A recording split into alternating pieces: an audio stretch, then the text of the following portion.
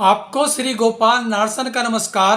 Divine mirror Hindi channel में आपका बहुत बहुत स्वागत है। चलिए शुरू करते हैं आज की कुछ ताज़ा खबरें। उत्तराखंड में 23 सीटों जिसमें मुख्यमंत्री पुष्कर सिंह धामी की सीट भी शामिल है पर हुई हार के कारणों को जानने व विचार मंथन करने के लिए भाजपा के प्रदेश स्तरीय पदाधिकारियों की विधानसभा वार ड्यूटी लगाई गई है, जो 29 मार्च से संबंधित क्षेत्रों में प्रवास करेंगे। जबकि कांग्रेस ने 51 सीटों पर हुई हार की समीक्षा प्रदेश कांग्रेस मुख्यालय में बैठकर मात्र 7 घंटे में करके खुद को क्लीन चिट भी दे दी है, यानी उन्होंने हार का ठीकरा किसी के भी सिर पर नहीं फोड़ा है।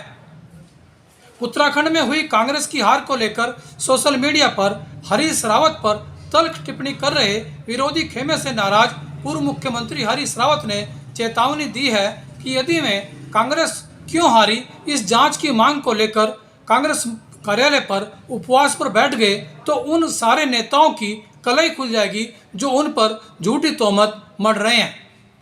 शराब पीना यूं तो सभी की सेहत के लिए हानिकारक है, लेकिन महिलाओं के लिए यह और भी अधिक घातक है। फिर भी एक सर्वे के तहत छत्तीसगढ़ की महिलाएं शराब पीने में देश भर में तीसरे स्थान पर है।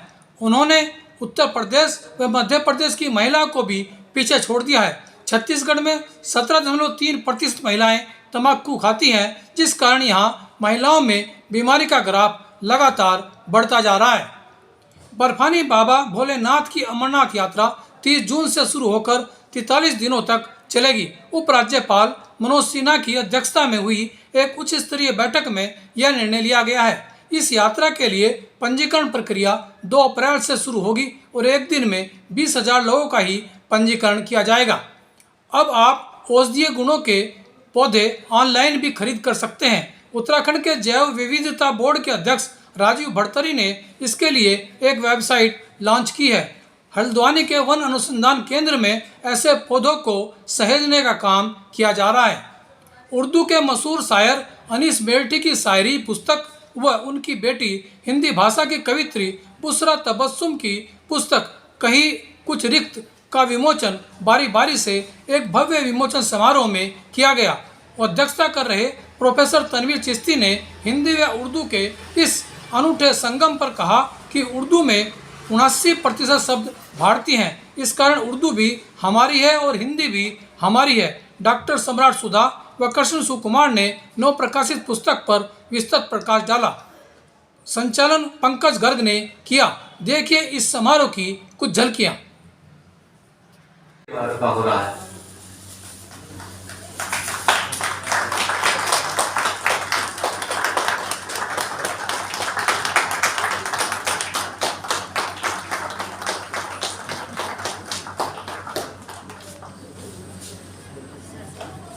किया जा रहा है। नायब से हमारे साथ मौजूद हैं तनवीर चिश्ती साहब, डॉक्टर सम्राट सुधा, मुअज्जम खान साहब, कृष्ण सुकुमार साहब, इस किताब के खालिद अनीस बेल्टी साहब और उनकी सुपुत्री बुशरा तबस्सुम जी, जिन्होंने ये दूसरा जो किताब का विमोचन है कहीं कुछ लिख उसकी लेखिका है। आप सबसे ये गुजारिश है कि तालियां बजाकर स्वागत करते हैं। थोड़ा जो जा रहे हैं वो भी उनकी विनम्रता हो सकती है। और रुड़की के करीब मेरे ख्याल से बादल साहब यहाँ बैठे हैं, सुरेंद्र सैनी जी भी हैं। पिछले 10 वर्षों के इतिहास में रुड़की के आयोजनों के गोपाल नारसन भैया भी हैं। ये पहला कार्यक्रम है जिसमें मंच केवल उन लोगों का है, अगर मैं अपनी प्रशंसा खुद नहीं कर रहा तो, जो वास्तव में शिक्षा, संस्कार और साहित्य से ही जुड़े हुए हैं। और ये इसका कारण भी ये रहा कि इस कार्यक्रम के आयोजन के पीछे उर्दू के लोगों का हाथ है। अगर ये हिंदी का मंच होता तो 2-4 राजनेता जरूर मंच पर होते और आपको ये तय करना बड़ा मुश्किल हो जाता कि आप एक साहित्यिक कार्यक्रम में आए हैं या राजनीतिक कार्यक्रम में आए हैं। तो इसलिए भी मैं प्रणाम करता हूँ उन लोगों को जो इसके आयोजन से जुड़े और उर्दू के वो लोग जिनमें ये साहस है कि वो सेटिंग के कार्यक्रम ना करके शिक्षा के कार्यक्रम आयोजित करने का दम रखते हैं। उस नाते भी मैं इसके मुख्य आयोजक श्री राशिद अली जी को अपना नमस्कार करना चाहता हूँ। ये अपने कामों से गंदे हों।